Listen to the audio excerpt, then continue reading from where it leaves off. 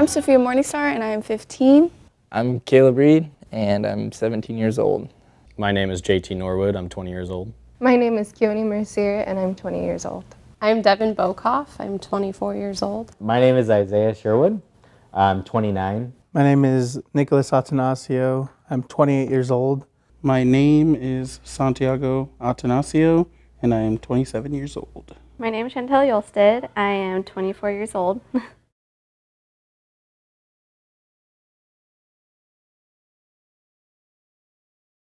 I don't know much about the Miners Trust Fund. All I know is that I get a lot of money when I turn 21. I actually know very little, so I want to look into it, but yeah. I have no idea really where the trust or the money for my trust fund comes from. What I know is that once you become 21, you get a large check at the end of the month, and so far that's all I've been told about the 21 money. What I know about the Miners Trust Fund is that we get a large chunk of money after we turn 21. I don't know much about where the money comes from besides the timber. That's something that I would like to know.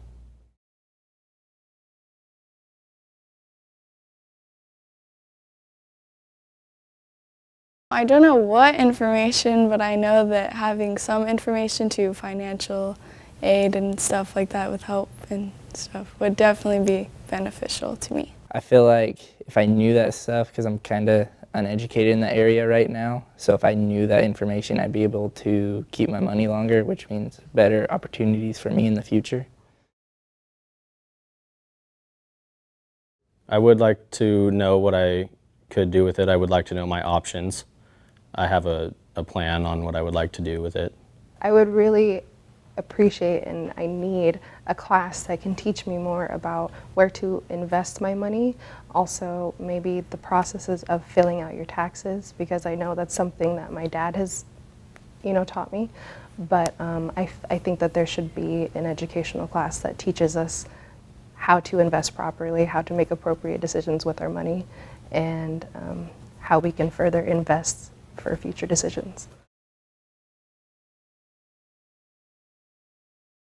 I know that it'd definitely be good to save some of the Miners Trust Fund, and I really don't know about the rest. I think it would just all depend on time and where my life has gone at that point.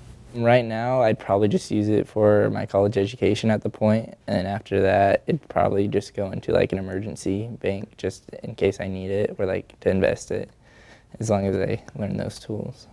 My family has said like just save it up and like keep it for emergencies only, so like for me it'd probably be like my college, like I'd help pay for that and other opportunities that may arise. My plan is to put a little over half of it down on a house and then use the rest to put away safely and or just get me started with the bills that come with getting a house. So recently I've joined a project called I-20SP, and it's a generational healing group where we go around and talk about obviously generational healing, but also education within self-healing. So I have this idea to go forth with some of my photography classes that I have been taking, and I would love to invest in a very nice camera and use that art and the rest of my skills to further take me and bring me to more connections outside of home.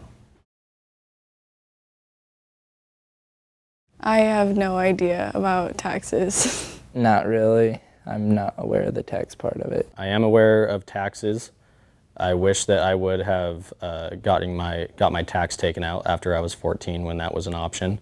I did not do that, so I know that I will have to pay a big chunk once it comes around. That has been brought up, but I have not been talked about the process of how much it comes into, where you're supposed to take these deductions and give them to for your taxes. So I would love to hear more about it. Yeah, for sure. I've heard both sides. I've heard of people spending it all on things that are bad, and then people spending it on houses and cars, whatever. A friend of mine whose older sister advised me, like, she went and spent all her money and had none left over, and so she advised me to save it up and just keep it for as long as I can. Luckily for me, I am friends with a lot of people that used it for good, for buying a house, getting them settled into their adult life. My roommate even, that's what he did. The first thing he did with his money is he got his house and set his foundation. And I know of other people that went out and bought a few cars and did some not good things and ended up losing the cars and all that stuff. So it's good for me to see the people that are close to me doing good with it. I've talked to many adults around my age or older. I have siblings that are older than me, and I've talked to them about what they invested in or how much money they took out or what was the next move that they made. And a lot of them told me that they took all of it and didn't know what else to do with it. So learning all these stories about what people have done with them, I've heard that you can take portions of it out, leave it, let it invest. But I've heard many different stories of what people do with their 21 money. I've seen people go from nothing and all of a sudden get this enormous check amount of money and they don't know what to do with it. So, it's definitely changed the way that I view and the way I want to spend my money, because I do have a future plan and where I see myself. And so I really want to be smart about this and not be stuck in that struggle and have to find different ways and alternate ways to, get back out of that. Not really. They just say, don't do stupid stuff with it. Like, you get a lot, so don't just blow it all at once. Just to save it for a rainy day, just in case something happens, you have that fallback.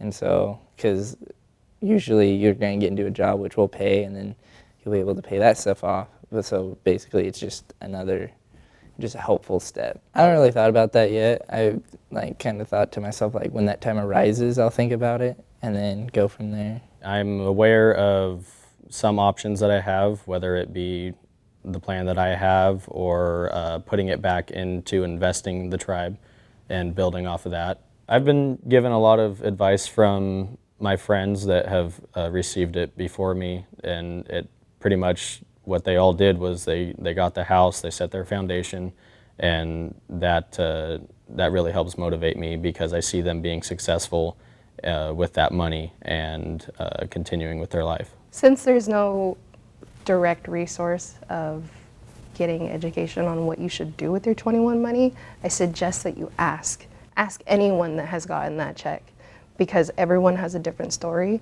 and some people still have the money and some people don't, and so you have to ask as much as you can. I think because of personal experience, not with the 21 money, but I have brothers, so it ties close, and I've seen what happens when you spend it incorrectly, and I just never want any of my peers to go through that, any of my community members. That's something that can be redirected in a good way, as long as we ask those questions and we have people that can answer them, because it's really important that we don't see our community members taking this and putting it into nonsense or anything that doesn't really benefit them in their life.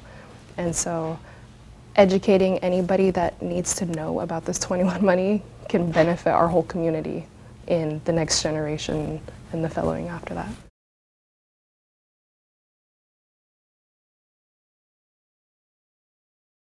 When I received my 21 money, I knew that I wanted to make some long-term investments that were going to benefit me down the road. And so with that, I had purchased my home about 3 or 4 months before I received the money. And I don't know how aware other people are of this, but you can actually access that money to buy a home or use it for school. And so I used that to buy my first home and put a pretty good amount down for my down payment.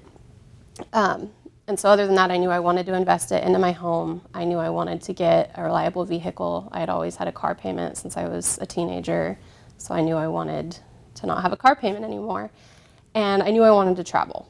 And with all of that, then at the end, I knew I wanted to have some left over. So that was my plan, is I want to do all these things, but still have something to show for it at the end and be able to say I have money to fall back on if I ever need that. Prior to getting my trust fund, I actually reached out to my ILP worker and just told her that, hey, this is my situation.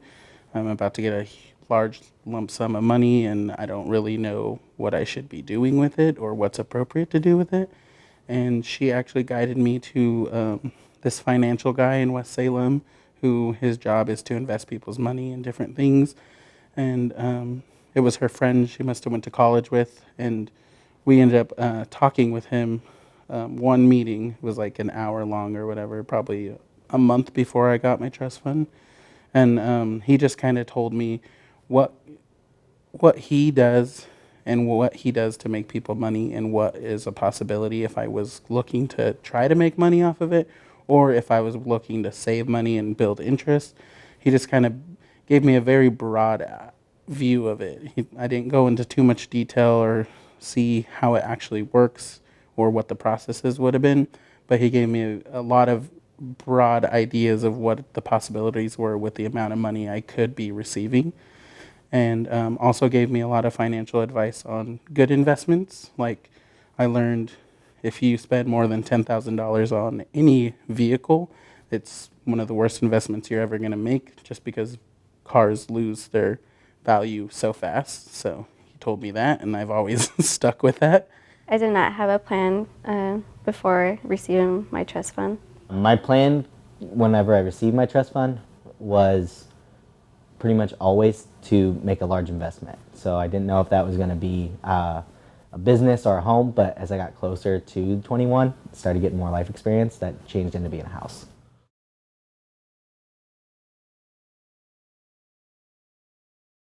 I was really confused about the stock market. I knew that I could access that account as far as being able to look at how much was in there and how much it was fluctuating every month. And I would kind of watch that, and it was kind of concerning to me when I would lose money, but I was so young that I didn't understand how the stock market works. And that's something that I still am learning today as being 24. And so I think I would have just liked to have known more about that. Other than that information about the stock market, I really would have liked to have known more about investments because I was so scared about the stock market.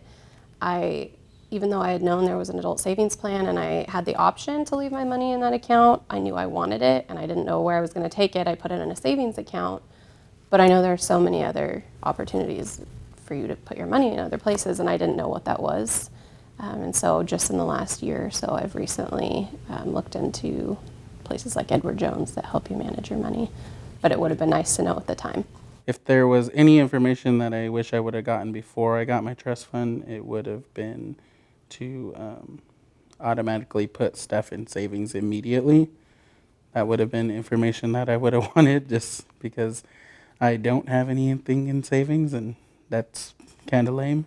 I really wish that I would have understood more about the way interest works and APR and things on a home. I was looking to buy a home to make that investment, and I didn't really understand anything of how that process really worked.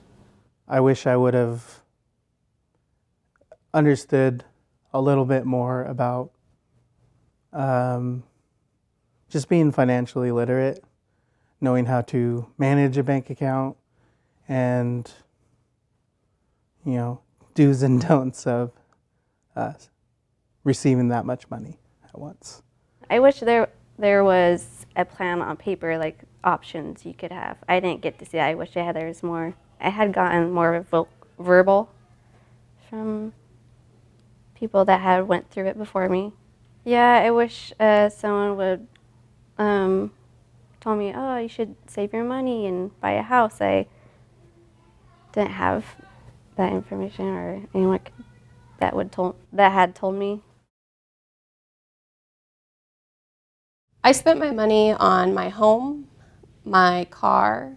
I took some vacations, and then I put a chunk of it back into a savings account, and just recently I put it into a retirement account. And I left a little bit in savings, but for the most part I've tried to invest it the best way that I possibly could. I still have I have 30,000 and I'm 24, but I used part of it to buy a car when I got it because we needed a car. And the rest I've just saved up until emergencies, and now we just bought a house and just been saving it. Saving helped a lot. And mainly was just trying to start a family, so I was like, for future I need to think about that. I did all the fun things I wanted to do with all the people I wanted to do them with. Bought all the clothes, all the cars, everything I wanted to do with it. But that wasn't necessarily a positive thing. I will say, just from my experience, it's not a terrible one. I wish I would have thought more about it and been able to save. I bought my first vehicle, which was about $9,000 that I spent on it.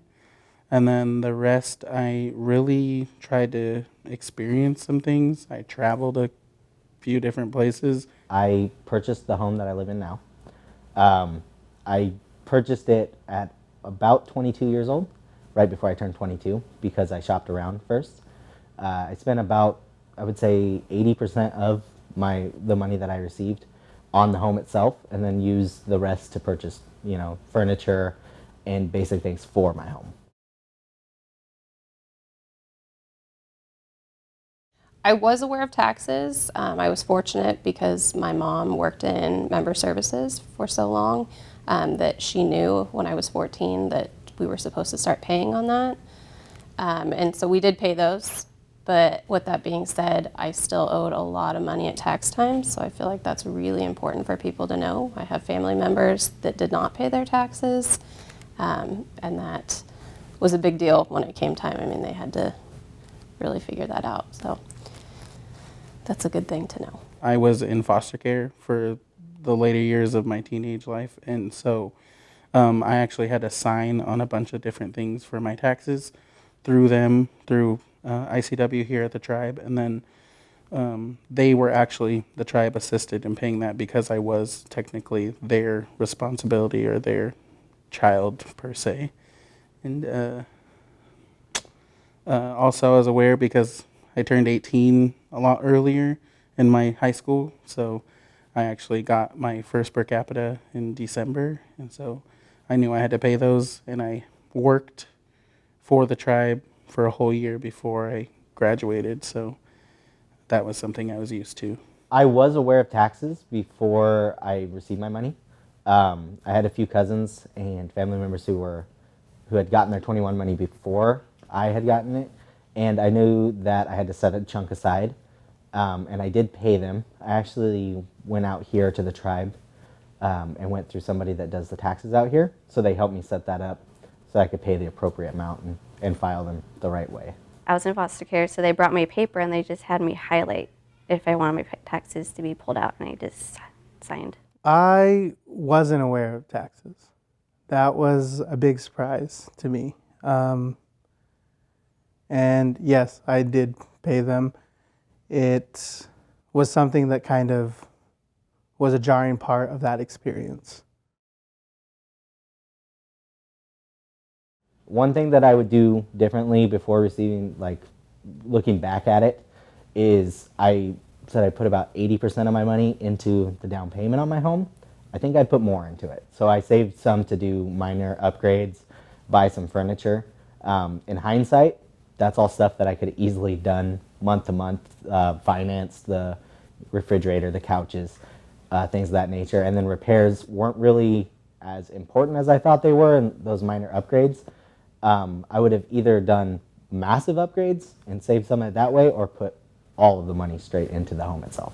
I'm someone that cares a lot about what other people think, and so there were times where I was afraid that maybe taking a vacation wasn't the right move. But looking back, I'm happy that I did that. I think traveling when you're young is so important, and so I think it goes both ways. I would have maybe have seeked out a little more information from other people, but I also wouldn't have let people's opinions weigh too much on what I did, because I remember when I bought my car, people had said, oh, you spent too much, or you're not saving enough. And I'm so thrilled with how things have turned out for me that I don't think I would regret that. But just don't be afraid to spend a little bit and have fun, because I think some people do blow it for us, and then people say, oh, those tribal members, they get this money and they just go off and blow it and don't do anything with it. And so it's okay to have a little bit of balance.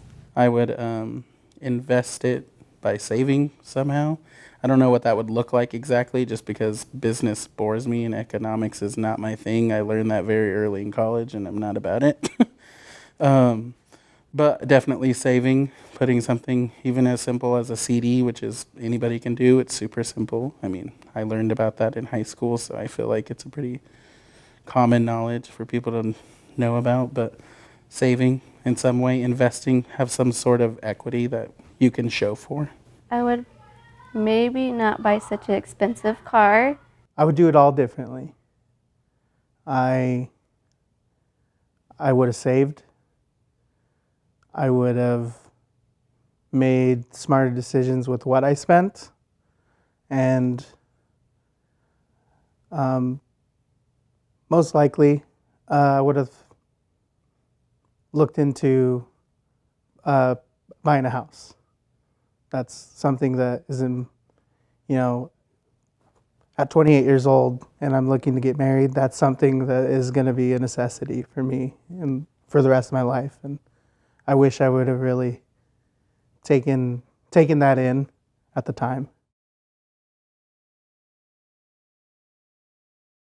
If I were speaking with someone who was just about to receive their money, I would tell them that they should have a plan and that they should make investments. And maybe you're not ready to buy a house right now like I was, but that doesn't mean that you can't spend some of your money. I think you should hold on to it if you're not ready to make a purchase like that, but it's okay to help yourself with things that are going to help you down the road. So like for me, I helped my husband pay off some of his student loans with my money, and I think long term, even though at the time that wasn't for me, it's helped us financially now. And so just think about your future when you get the money and what you really want down the road. Take it very seriously. I will say that for myself, I mean, I did know and understand that it is a very large sum of money, but it doesn't seem real until you have it. And I know for my specific case, when you come from a life of not having that kind of money, you don't know what to do. So taking it very, very seriously and reaching out to people, whoever that may be, people here at the tribe. I think about when I went back and I met with that financial advisor, he opened up my eyes to where like I didn't blow it in 2 months. I had a lot of money for a large amount of time, but I do think that if there was someone who was always offered here as a financial advisor to give advice that had no personal gain to it, whether it was the tribe foots the bill for that, so that way he's like, hey, I can't make money off this. This is just, I'm doing it because this is my contracted job to do, is give advice and point people in the right direction. I think that could be beneficial. Take it seriously, because I feel like that's the biggest thing that I've seen, not just within my own group of siblings who all received trust funds, but my friends and people I grew up with out here, seeing what they've become or what it did and didn't do for them. So there's a lot of different options out there. Understand what you're getting. That's a big responsibility to receive all at once. And it'll be different for everyone. But with me, it felt like I never had much growing up. And to hand a young person that much responsibility was overwhelming. And I would just make the point that you need to understand what you're receiving and what it can do for your life. I don't regret what my experience with the money, but I definitely, when I look back on it, it's not a moment of pride for me. It's something that I'm not fully happy with it, but I definitely can say that it didn't ruin my life. But then again, maybe I got out lucky. I definitely seen other experiences where it has changed their life forever and in a very negative way. You should save because saving helps with credit, or if you need to buy a house because they look into that. That's like if you want to start a family, saving. If you bump into an emergency, you don't have anything, you have money right there. A lot of people in my family have just went through it, even my siblings right now, even though I've asked them and they've seen me accomplish with it, it just gets a blow on, and I wish they wouldn't use it like that. Go straight to the bank with that. Make a plan there. You could talk to whoever your bank is. There's people there you could talk to. They give you what you could do with your money. That's the first place I would go. People should really understand what they're getting and receiving. I've heard a lot of stories about people just blowing it. I was like, I don't want to, that's one in a lifetime kind of situation, and we're pretty lucky to have that. Advice that I would give to anybody who's looking to get their trust fund like in the near future would be to test the home market, look into that. It's been a great investment. I actually, because I put so much down with my money, my home payment now is cheaper than my rent was in an apartment. So I'm saving money every month with that. So it's been a good investment so far. But the home market is a little, up and down. So if it's massively high at the time, I would say to hold on to it. And that being said, I would not put it into your regular bank account because it will be chipped away. I would put it into a savings account that you can't access easily so that you can hold on to it till it's a good time to make a massive investment like a home. Really think about what you're going to do with that money and to really understand that it's not as much as it seems like. I remember being 21, it felt like I pretty much had an unlimited flow of money sitting in my bank, and it took everything in me not to just, spend it willy-nilly and just kind of blow it on things. I really wanted to go on some trips, buy a new car, do all these little things, thinking, oh, they're not that much. But really, in hindsight, it really wasn't that much money. It seemed like a lot more at the time because I never really had that much money or anywhere close to that much money. I was making barely above minimum wage, and it just seemed like I had, unlimited bank account, and I really didn't. So my real takeaway, my real thing that I try to push on people when I talk about it is it's not, a huge sum of money. Even though it is a big sum of money, it's not just like retirement money.